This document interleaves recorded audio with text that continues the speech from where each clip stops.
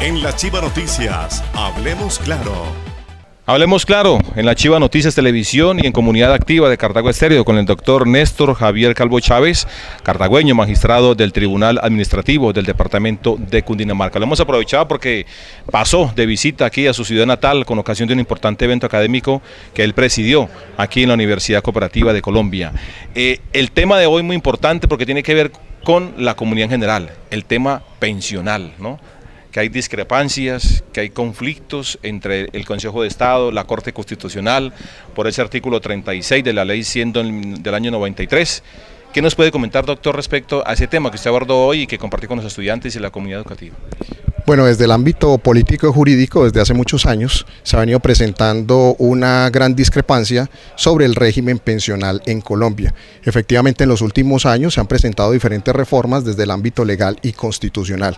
Pero en este momento hay una gran polémica a raíz de las posturas de la Corte Constitucional como intérprete auténtico de la Constitución y el Consejo de Estado como supremo órgano de la jurisdicción de lo contencioso administrativo en cuanto a establecer cuál es el alcance del régimen de transición establecido por el artículo 36 de la Ley 100 de 1993. Un asunto muy significativo desde lo político, lo económico y lo jurídico, ya que a raíz de la postura del Consejo de Estado pues existiría un beneficio o una favorabilidad frente a la liquidación pensional, ya que solamente se tomaría para efectos de la liquidación de las pensiones del sector público, con fundamento en la Ley 33 del 85, todos los factores salariales devengados en el último año de servicios. Pero para el contrario, la Corte Constitucional señala que a raíz del régimen de transición establecido por el artículo 36 de la Ley 100 del 93, esa liquidación se hace de una manera diferente, lo cual podría implicar en casos particulares y concretos una disminución del monto pensional, ya que no se tomaría el último año de servicios para efectos de la liquidación, sino los últimos 10 años, según lo establece el artículo 21 de la ley 100 del 93,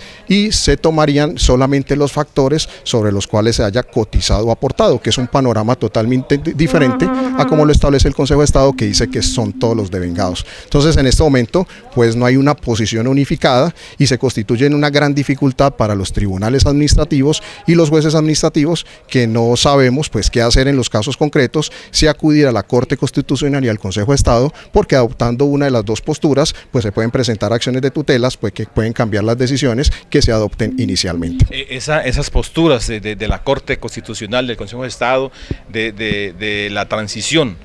de ese artículo 36 de la Ley 100 del 93, ¿es solamente para el tema de empleados públicos, de empleados del Estado?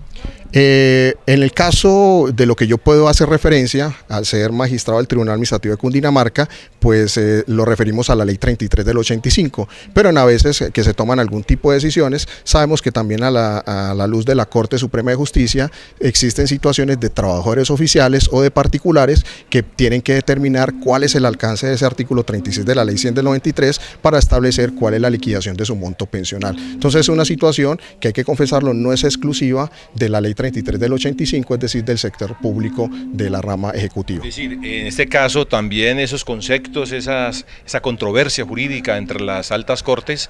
podría también aplicarse a temas de procesos pensionales que se adelanten ante Colpensiones, por ejemplo. Sí, principalmente porque ellos, además de conocer lo que son las pensiones de jubilación o de vejez de empleados públicos, también las reconocen de trabajadores oficiales, los cuales también están afectados por el régimen de transición. ¿Y usted cómo ve esto, doctor? ¿Hacia dónde va esto? ¿Dónde terminaría, digamos, esa discrepancia que hay entre la Corte y el Consejo?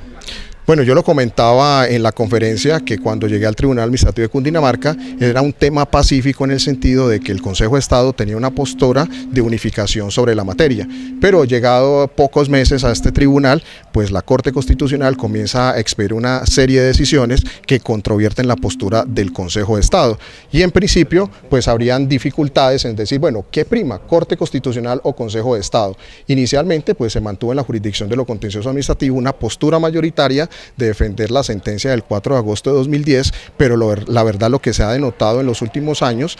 en virtud de las decisiones reiteradas de la Corte Constitucional, es que habría que prevalecer la postura de la Corte Constitucional en ese tema y parece ser que ese es el camino, pero hay que aceptarlo que en este momento no hay una situación unificada. Y para que sea esa unificación de criterios jurídicos,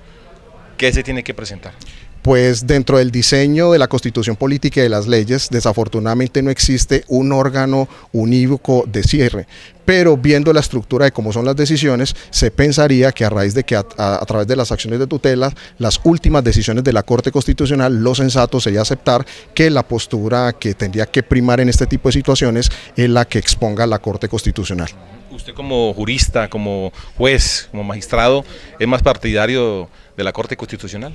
Yo le explicaba ahora en la conferencia que, dejando aparte el tema de reglas, de principios, de emociones, uno lo que entendería a partir de la arquitectura de las normas jurídicas en Colombia es que lo sensato sería que la Corte Constitucional adoptara la última palabra como órgano supremo de la defensa de los derechos fundamentales y de la supremacía constitucional. Hablemos claro con el doctor Néstor Javier Calvo Chávez.